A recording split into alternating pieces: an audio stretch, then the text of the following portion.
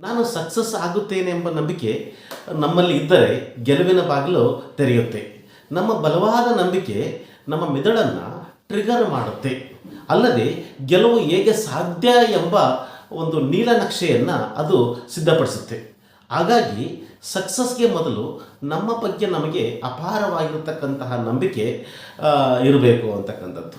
ಅದಲ್ಲದೆ ನಮ್ಮಲ್ಲಿನ ಒಂದು ಸಕಾರಾತ್ಮಕ ಮನಸ್ಥಿತಿ, ನಾನಿದನ್ನು ಮಾಡಬಲ್ಲೆ ಎಂಬ ನಂಬಿಕೆ ಒಂದು ಕೆಲಸವನ್ನು ಸಾಧಿಸುವ ವಿಸ್ಮಯಕಾರಿಯಾಗಿರ್ತಕ್ಕಂಥ ಶಕ್ತಿಯಾಗಿರ್ಬೋದು, ಕೌಶಲ್ಯಗಳನ್ನಾಗಿರ್ಬೋದು, ಅದು ನಮಗೆ ಉಡುಗೊರೆಯಾಗಿ ನೀಡುತ್ತೆ ಅಂತಕ್ಕಂಥದ್ದು. ಒಮ್ಮೆ ನಾನು ಮಾಡಬಲ್ಲೆ ಎಂಬುದು ನಮ್ಮ ಮನಸ್ಸಿನಲ್ಲಿ ಗಟ್ಟಿಯಾದರೆ ನಂತರ ಹೇಗೆ ಮಾಡಬಹುದು ಎಂಬ ಸರಪಳಿಯೇ ತನ್ನಷ್ಟು ತಾನೇ ಏನು ಮಾಡುತ್ತೆ ಅಂತಂದಾಗ ಬೆಳೆಯುತ್ತೆ. ಅದು ಒಂದು ಸ್ಪರ್ಧಾತ್ಮಕ ಪರೀಕ್ಷೆ ಆಗಿರ್ಬೋದು, ಹೊಸ ಪ್ರಾಜೆಕ್ಟ್ ಆಗಿರ್ಬೋದು, ಹೊಸ ವ್ಯಾಪಾರವಾಗಿರ್ಬೋದು, ಹೊಸದಾಗಿರ್ತಕ್ಕಂತಹ ಒಂದು ಯೋಜನೆ ಆಗಿರ್ಬೋದು.